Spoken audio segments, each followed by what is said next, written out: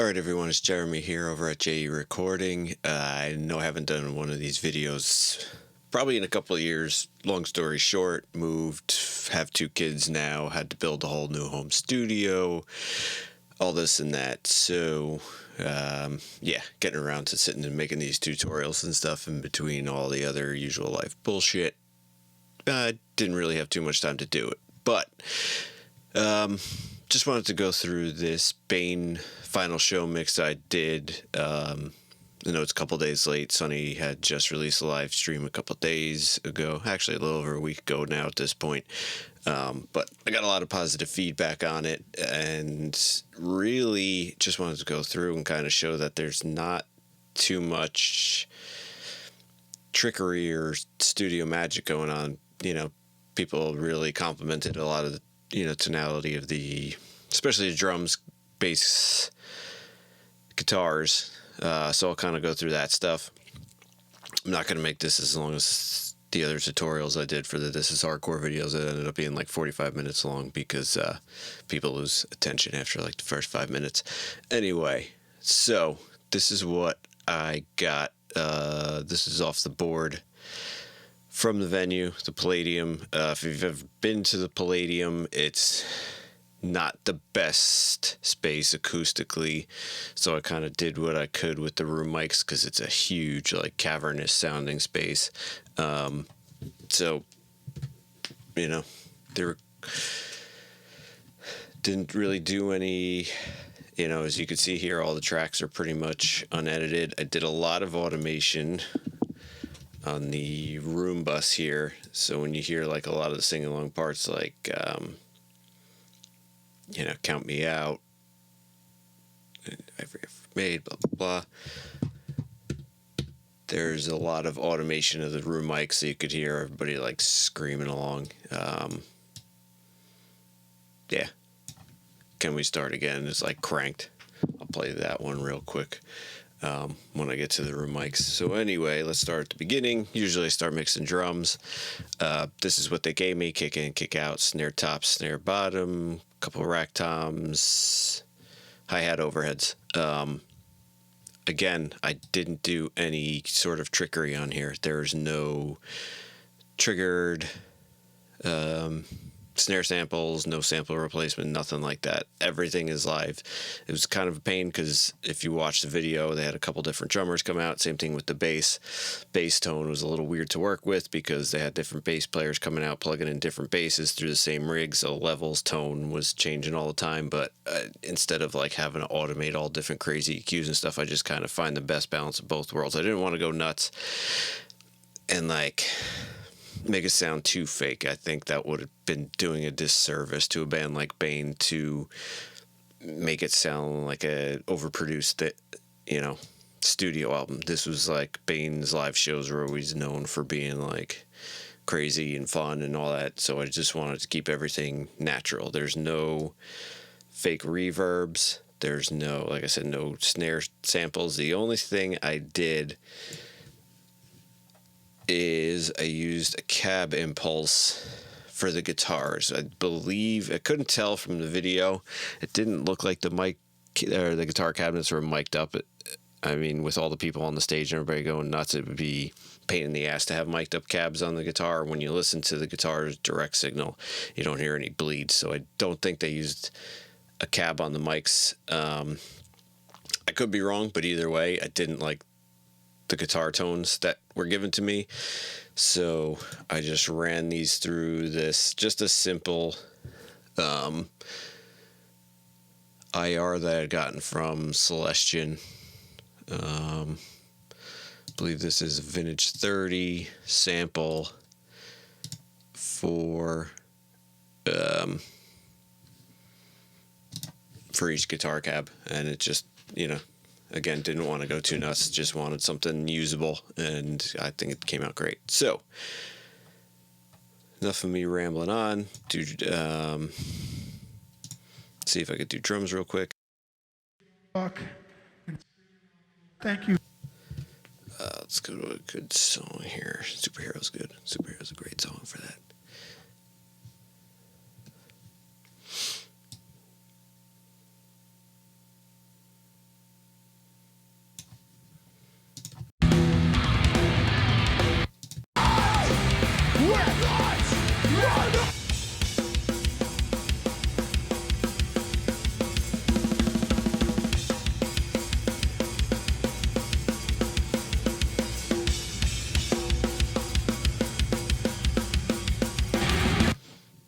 As you could hear, nothing crazy. Pretty just a nice natural drum sound. I'll play it. The reason you get a lot of ambience, and again, I'll play just the room mic so you could hear the same section.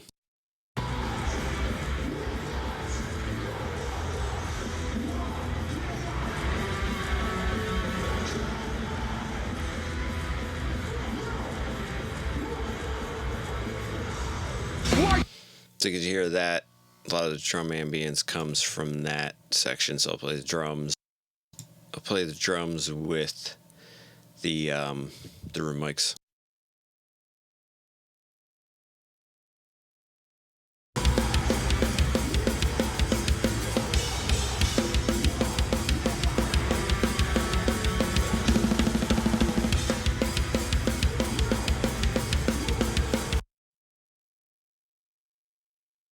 So yeah, all the drum ambience comes from the mic. Snare, nothing crazy. Use the Pro MB to get rid of some of the hi-hat bleed.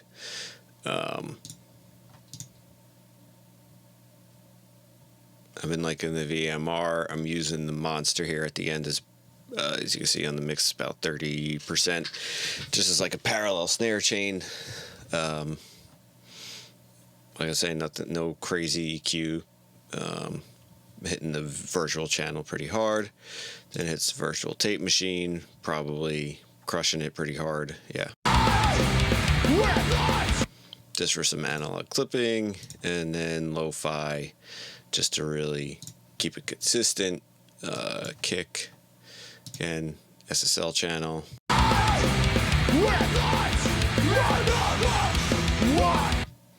Typical stuff. Pro Q2 just to notch out some of that annoying mid-range stuff. SPL Transient Designer. It's kind of a boomy kick, long sustain, so I'm only using this just to.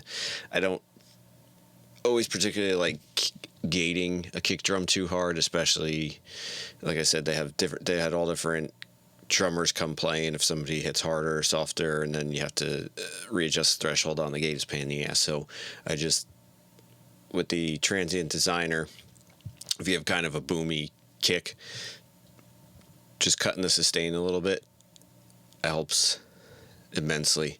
Just cuts down on some of the boominess without having like any weird gating or chattering with a gate, and makes it a lot more, shortens the length of it to make it a lot more clicky. And again, then it's virtual tape machine for analog saturation. What else? Toms, nothing crazy, just basic compression and EQ on each of the toms. Hi-hat, just, cutting out all the low end, and overheads, virtual mix rack. Again, just cutting out a bunch of low end.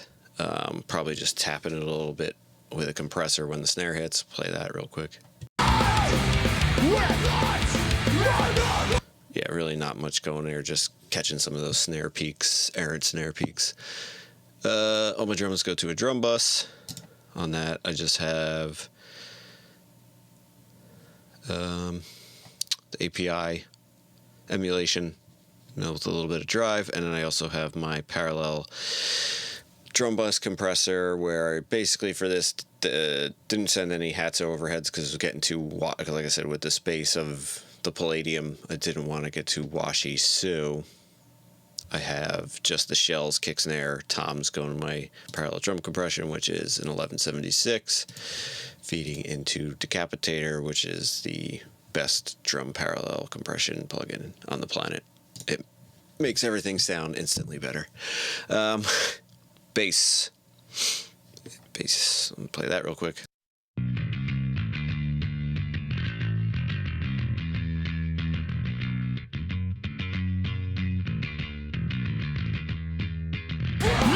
I couldn't tell you who was playing in that song, but some guys played with a pick, I think some guys played with a finger, or more so had the tone on the bass turned down. So really, all I was given was a bass DI and a bass mic.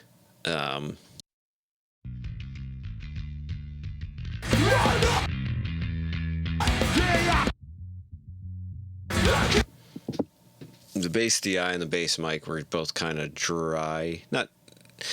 Didn't really have a lot of gain, so what I ended up doing was duplicating the bass DI signal and just slapping the Sans amp plug-in on it to give it a little more grind, so it would poke out a little bit more. Trim here, whatever the levels that came in, off the board, and this happens with live sound all the time, were really low. So cranked the input on the individual tracks. With the bass mic, I just ended up using this as more of a to fill out the low balance. The bass DIs didn't really have a ton of low end, and the bass mic was probably like a 52 or something. That picks up a lot more low end, so I just cut out all the high end and kind of used this just to balance my low end. That all feeds virtual tape machine, going into virtual mix rack, just some basic EQ and compression. This plugin is probably crushing the bass.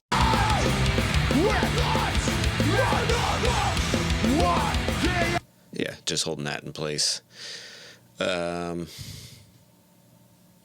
Again, really not doing too much. The tracks that gave me, doing a little pre-processing before it feeds my bass bus really helped out a lot, so I didn't really have to go nuts with a lot of EQ. Pro Q2 just kind of dipping out where the same range where the meat of the kick drum is, so they weren't, fighting with each other. And then L1 just to hold it in place. Next is guitars. Like I said, I used a cab impulse ended up using the same one for both of these. If you see the video, I think stage left is, or audience left is Les Paul, and then the other side is a SG. It looked like with a P90. I could be wrong. You could ask the guys from Bane. Anyway,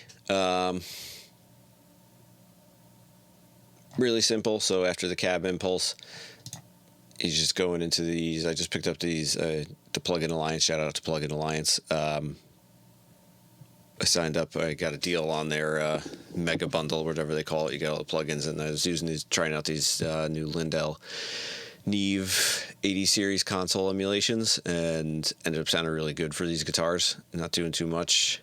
Just cutting out some low end and some top end noise, garbage, whatever you want to call it. Adding a little bit of mid range. Probably just compressing it a tiny bit.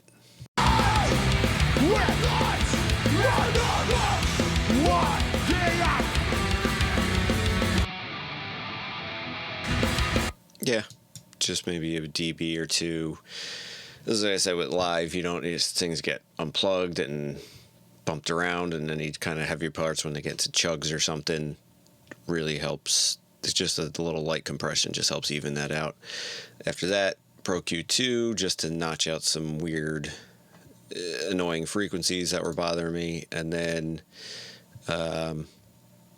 after listening to it into the car, of course, the guitars good. I thought guitars could be a little bit brighter. Ended up running them through Pultec emulation just because it's more a very broad EQ, and it's you're basically using these as like, I need a little bit more treble or I need a little more bass. Once I listened to it, a couple different sources, I figured I wanted the guitars to be a little bit brighter. So I just ended up running them through the Pultec EQ. Vocals, very simple. Again, virtual mix rack, 1176, some EQ. Just because it's a live sound, and if you ever heard Aaron sing, he's like jumping all over the place, going wild. So I do like a series kind of compression thing. The first compressor, just grabbing any crazy peaks, and then the second compressor, the FG401, is really just kind of holding it steady.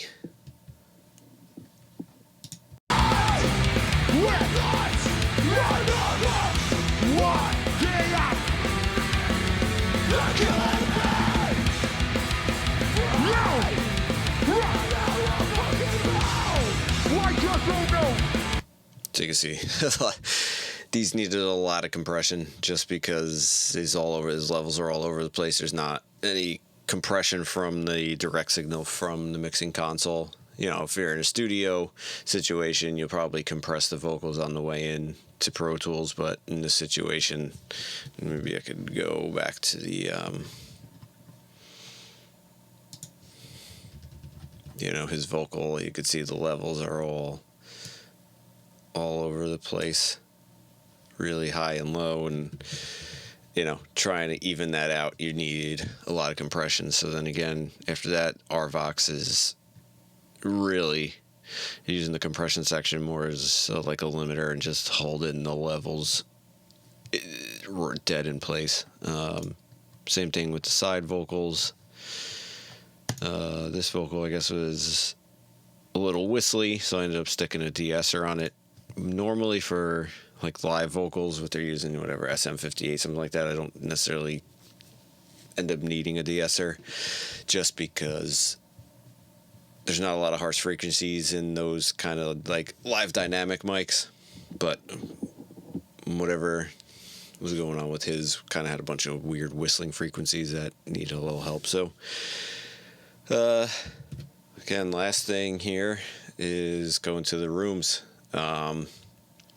The rooms were a big part of it. I wanted to bring up another section. Of course, I can't find it now. There we go. Wrong planet, because there's a lot of comments, even from Aaron, on just how much crazy ambience and attack they got out of snare. And like I said, this is all live snare. With the worst thing that ever happened to me.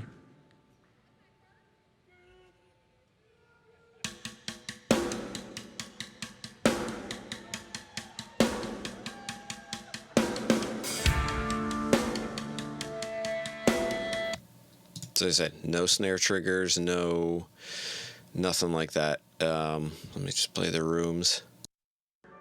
With the worst thing that ever happened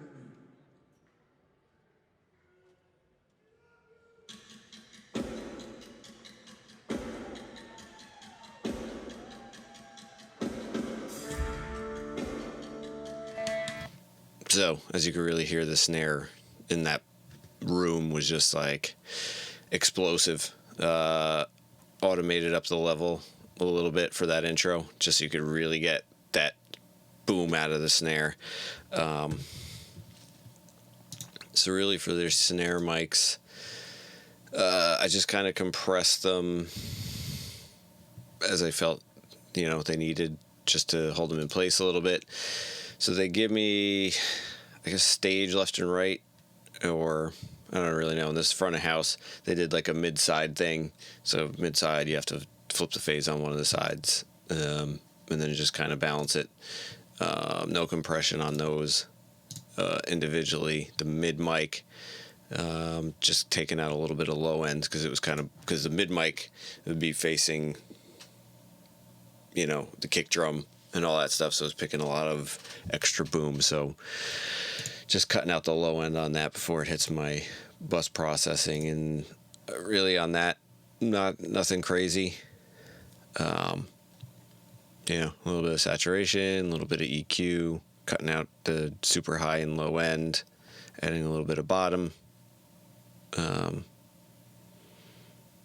little top, EQ,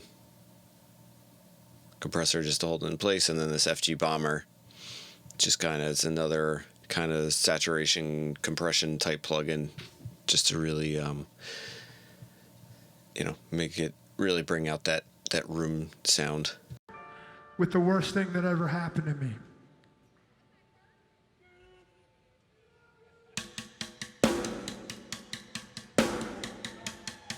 Let me go to a heavier section here.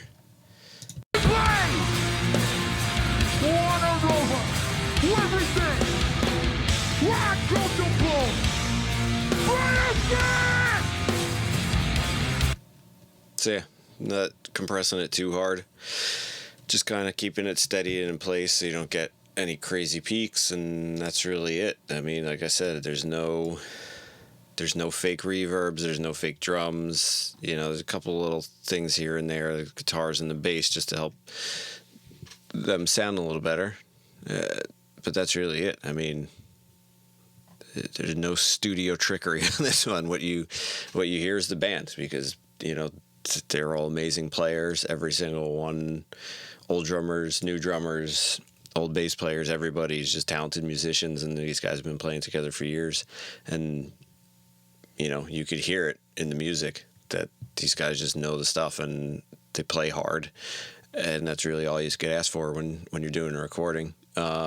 Mix bus, if you've seen some of my other videos, the thought behind it hasn't changed too much. Some of the plugins has changed. VU meter is just me keeping an eye on my levels, hitting, because these are all analog emulation plugins, so I like using an analog meter to make sure I'm not overloading those plugins.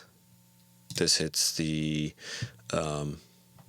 Vertigo Quad VCA compressor, which is an SSL style compressor. 4-to-1, slow attack, auto release.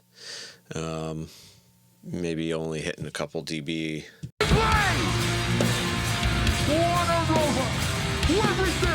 You know, between 2 and 4, depending on how loud they're getting.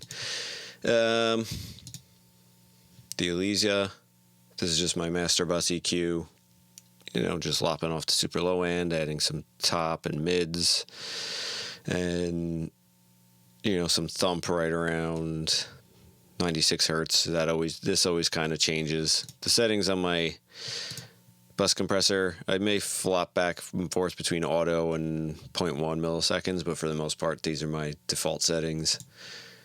EQ, I kind of adjust it based on what the tracks sound like when I get them. These were a little dull, so I ended up cranking more top end than maybe I normally would. Virtual mix rack is really just set for SSL, the Brit 4K G, the G series, console emulation, and then tape machine, not hitting it hard.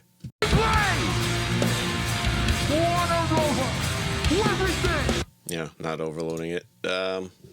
Like I said, that's really it. Anything you see on this output, that was just my kind of quick and dirty mastering chain. I did a separate session with the actual mastering before I sent it over to Sonny. But this is just, when I go throw it in my car, is just for reference. I mean, that's really it. I was thankful for Sonny for letting me work on this, and Bane for letting me, be a part of this and let me take the reins on mixing this. It was a lot of fun to do, and, it's one of my favorite bands of all time, so I was really happy that they let me work on it. And then the last thing I want to show you is just the room bus automation for Can We Start Again, just because I was so stoked with how this came out. So as you can see, especially the intro part, I just ended up cranking it. Just the room mic bus. So as the crowd goes nuts, you could hear, dipping it when Aaron's singing, and then bringing the whole crowd back up, just so you could get all that, everybody screaming their head off. So I'm gonna play that real quick. Let's fucking do this. Can we? Everyone! Get up here! Can we? Yeah! Woman rock! Can we? So yeah, I was so stoked on how that came out when I was all ready to mix it. That's really it. Didn't want to go too nuts into the weeds in this mix tutorial. This is one I had started 4 years ago and then reopened it when Sonny said we were, it's finally going to be able to be released. I didn't really go too crazy with remixing the whole thing. Just kind of updated some of the plugins that I use to more of the recent versions I use, and kind of tweaking things a little bit. But, once again, a very simple session, not a lot of plugins. You didn't really want to overthink it. Just this is more of a feeling type of set. And, like I said right at the beginning of this, it would be a complete disservice to a band like Bane to make it super polished and, using a lot of studio trickery, samples, fake reverbs, all this stuff to make it sound pretty. I didn't want pretty. I wanted it to be, the experience of being at a Bane show.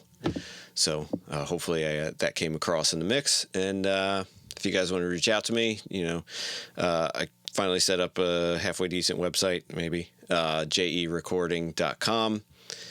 Email me, jerecordingnj@gmail.com. Instagram, jerecording. Or you can just shoot me a message on the YouTube channel. All right, thanks, guys, for checking it out.